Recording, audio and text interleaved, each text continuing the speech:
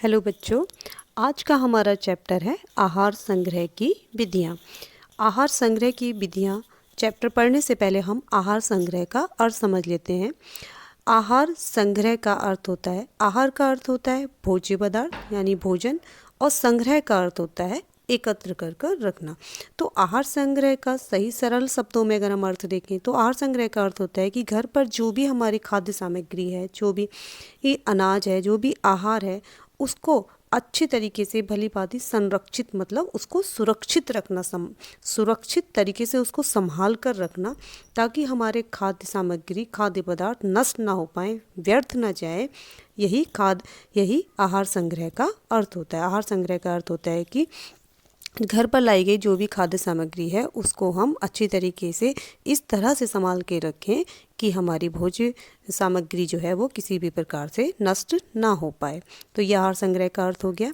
अब आहार संग्रह की अगर विधियों से स्त्री जो गृहिणी होती है वो सही तरह से परिचित हो कि आहार संग्रह की कौन कौन सी विधियाँ होती हैं या किन किन विधियों से वो अपने आहार को सुरक्षित रख सकती है, तो गृहिणी को विशेष आर्थिक लाभ भी होता है, साथ ही साथ उसके समय की बचत होती है और उसे कार्य करने में भी सुविधा होती है।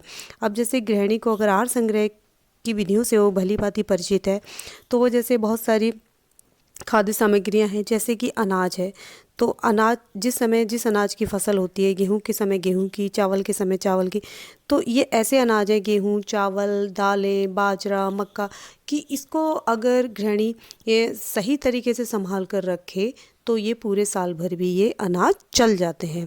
और फसल के टाइम ये अनाज या दालें सस्ती भी होती हैं, तो उस समय वो अपने आवश्यकता अनुसार इन अनाजों को, दालों को खरीद कर और सही तरीके से उसको संभाल कर घर में रखे तो पूरे साल भर भी ये अनाज सुरक्षित रह सकता है।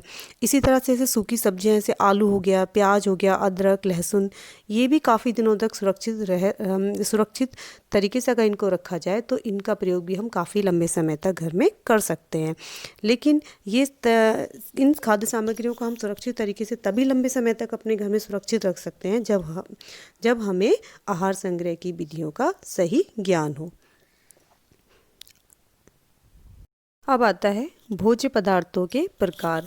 भोज्य पदार्थों में विद्यमान नमी के आधार पर जो है मुख्य रूप से तीन वर्गों में विभाजित किया गया है भोज्य पदार्थों को, जिसमें कि सबसे पहला है नाश होने वाले भोज्य पदार्थ। इन नाश होने वाले भोज्य पदार्थों में उन भोज्य पदार्थों को सम्मिलित किया गया है जिसमें नमी की मात्रा काफ़ी अधिक होती है, जिसमें सबसे अधिक नमी की मात्रा या पानी की मात्रा होती है।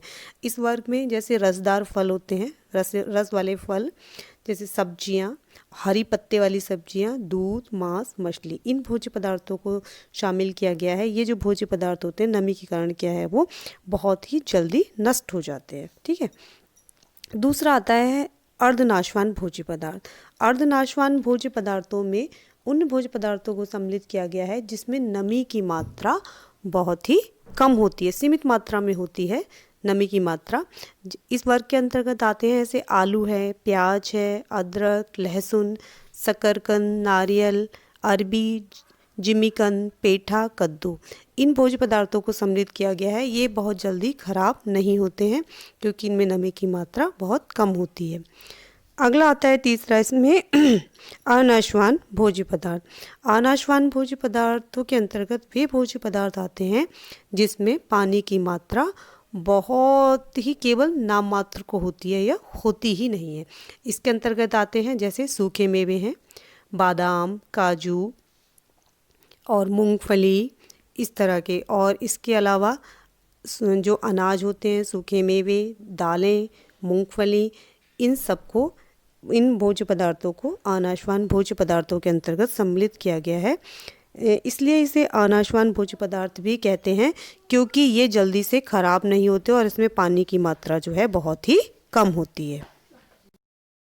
अब हम पढ़ते हैं आहार संग्रह की विधियाँ, कि जैसे अभी हमने इससे पहले भोज्य पदार्थों के प्रकार पढ़े, 3 प्रकार के होते हैं। अब हम इन तीनों प्रकार के भोज्य पदार्थों को किस तरह संग्रहित किया जाता है, इनकी कौन कौन सी विधियाँ होती हैं, इनके बारे में पढ़ेंगे। सबसे पहले आता है इसमें शीघ्र नष्ट होने वाले भोज्य पदार्थों का संग्रह। शीघ्र नष्ट होने वाले भोज्य पदार्थ जैसे कि बताया था आपको, जैसे कि हरी पत्तेदार सब्जियां हैं, रसीले फल, दूध, दही, मट्ठा, इसके अलावा मांस, मछली, ये सब शीघ्र नष्ट होने वाले भोज्य पदार्थ हैं। और शीघ्र नष्ट होने वाले भोज्य पदार्थों का संग्रह जो है वो 2 विधियों द्वारा किया जाता है। पहला है जिसमें ठंडी विधि द्वारा आहार संग्रह। ठंडी विधि द्वारा आहार संग्रह यानी कि हम अपने भोज्य पदार्थ को रेफ्रिजरेटर यानी कि फ्रिज में रखकर उसको सुरक्षित रख सकते हैं काफ़ी लंबे समय तक। जैसे कि दूध है, दूध को हम बॉईल करके ठंडा करके फ्रिज में रखकर उसको 2-3 दिन आराम से यूज कर सकते हैं। ऐसे ही हरी पत्तेदार सब्जियां हैं, उनको थोड़ा सा हवा में सुखा के फ्रिज में रखकर 2-3 दिन यूज किया जा सकता है। ऐसे ही रस वाले फल हैं, हम उनको फ्रिज में रख के काफ़ी लंबे समय तक, लंबे समय से मतलब है 4-5 दिन तक यूज उसे कर सकते हैं हम।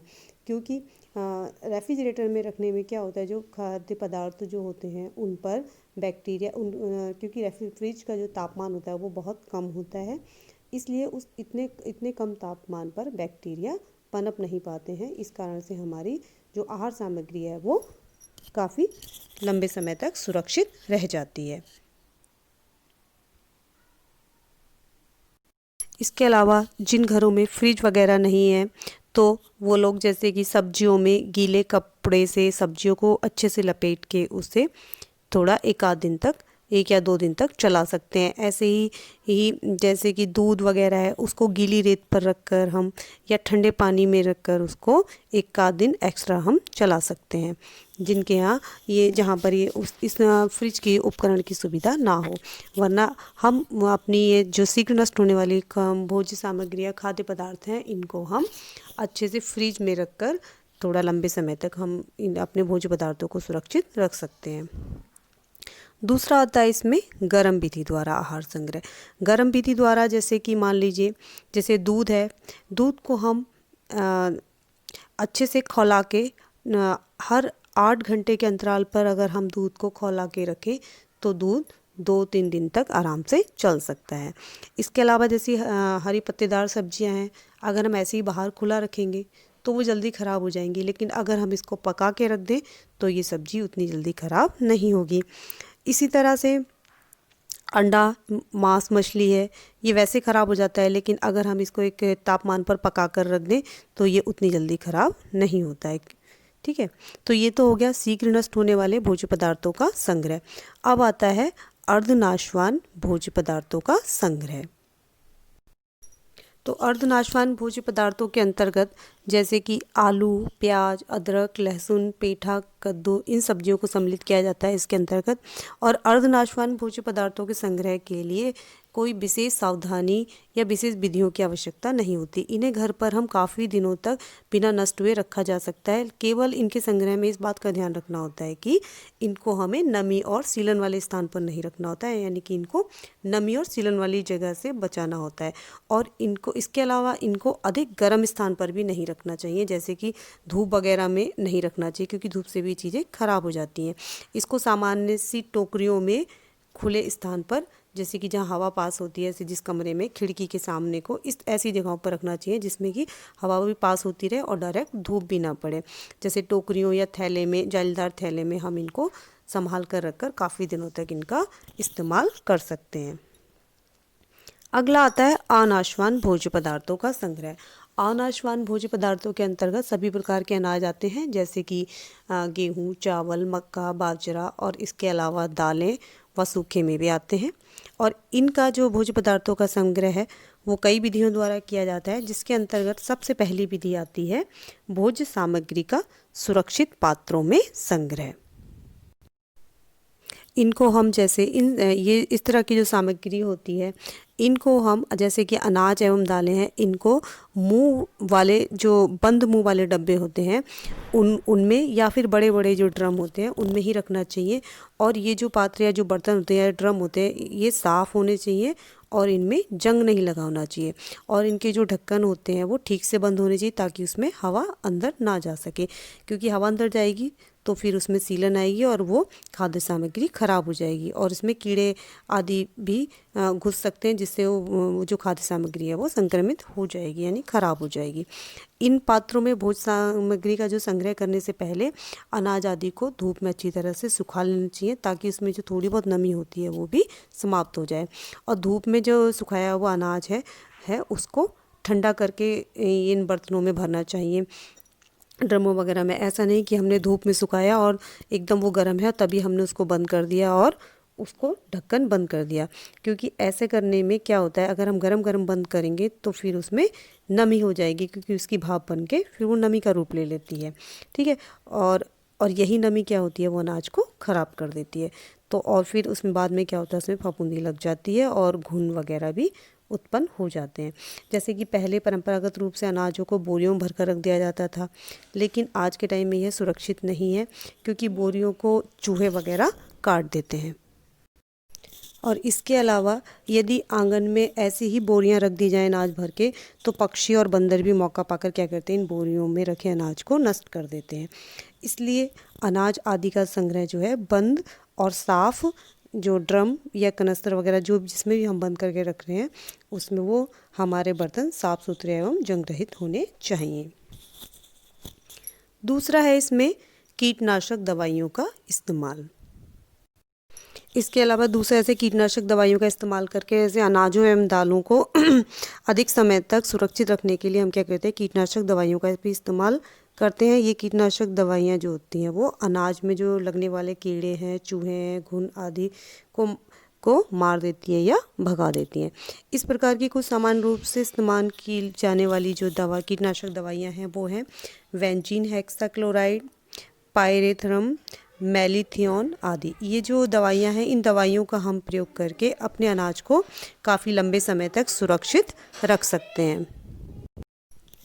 लेकिन ये जो हम रासायनिक दवाइयाँ, जो कीटनाशक दवाइयाँ जो होती हैं हम यूज करते हैं, ये दवाइयाँ इस्तेमाल करते समय हमें ये ध्यान में रखना चाहिए कि इनका हमें बहुत ही सीमित मात्रा में इस्तेमाल करना चाहिए, क्योंकि इनका बहुत अधिक इस्तेमाल जो होता है वो स्वास्थ्य के लिए हानिकारक होता है।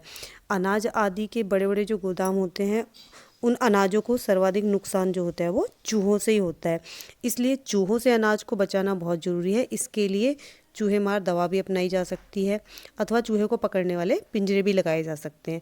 लेकिन जो पहले परंपरागत तरीके से घरों में जैसे बड़े बड़े डब्बों में भर के क्या किया जाता था, उसमें ये अब आजकल तो ये कीटनाशक दवाइयाँ चल गई हैं, लेकिन पहले किया जाता था कि जैसे नीम की पत्तियाँ सुखा के डाल दी जाती थी अनाजों में, या जो साबुत जो नमक आता था उसको डाल दिया जाता था, या कुछ अनाज में थोड़ा सा हल्के से तेल में हल्दी मिला के लगा के रख दिया जाता था। उससे क्या होता था कि अनाज काफ़ी लंबे समय तक सुरक्षित रहता था और वो अनाज खराब नहीं होता था। लेकिन आज के समय में परंपरागत तरीके छोड़ के लोग कीटनाशक दवाइयों का इस्तेमाल करते हैं। काफ़ी हद तक ये हमारे शरीर के लिए नुकसानदायक होता है। तो कोशिश करनी चाहिए कि हम कीटनाशक दवाइयों का इस्तेमाल कम से कम ही करें। तीसरा आता है इसमें अन्य रसायनों का प्रयोग। कुछ अन्य तरह के रासायनिक दवाइयों और रसायनों का प्रयोग करके भी हम अपने अनाजों को सुरक्षित रख सकते हैं। ये भी कीटनाशक औषधियाँ होती हैं। इनमें है जैसे ethylene dibromide, ethylene dichloride, carbon tetrachloride का मिश्रण। ये कुछ रासायनिक पदार्थ होते हैं। इन रासायनिक पदार्थ जो है गैस के रूप में परिवर्तित हो जाते हैं। जैसे आपने जो ये रासायनिक जो पदार्थ होते हैं वो गैस के रूप में परिवर्तित होते हैं, और ये क्या है, अनाज आदि को कीड़ों से बचाते हैं। जैसे कि आपने देखा होगा आपके घरों में जब अनाज वगैरह रखते हैं तो कहते हैं ना कि गेहूं में इंजेक्शन लगा दो, तो वो क्या होता है, वो यही रासायनिक पदार्थ होते हैं। इनका इस्तेमाल करके हम अपने अनाज को काफ़ी लंबे समय तक सुरक्षित रख सकते हैं। इसके अलावा ये तो जैसे कीटनाशक दवाइयाँ होंगी, रासायनिक पदार्थ होगा, इनका इस्तेमाल करके हम सुरक्षित रख सकते हैं। लेकिन नॉर्मल तरीके से भी हम अपने अनाज को, अगर हम इन किसी भी ना रासायनिक पदार्थ का यूज करें, ना ही कीटनाशक दवाइयों का यूज करें, तब भी उसके अलावा भी हम अपने भोज्य सामग्री को बहुत अच्छी तरीके से सुरक्षित रख सकते हैं परंपरागत तरीके अपना के। जैसे अनाजों में हल्दी की गांठ डाल के, है ना। इसके अलावा बोरिक एसिड होता है, नमक के ढेले होते हैं, नीम के सूखे पत्ते होते हैं। इन सब चीज़ों का इस्तेमाल करके भी हम अपने अनाजों को, दालों को बिना किसी कीटनाशक दवाइयों के भी काफ़ी लंबे समय तक सुरक्षित रख सकते हैं। तो ये हमारा चैप्टर अब पूरा हो गया। अब इसके बाद हम नेक्स्ट चैप्टर पढ़ेंगे। ठीक है, ओके।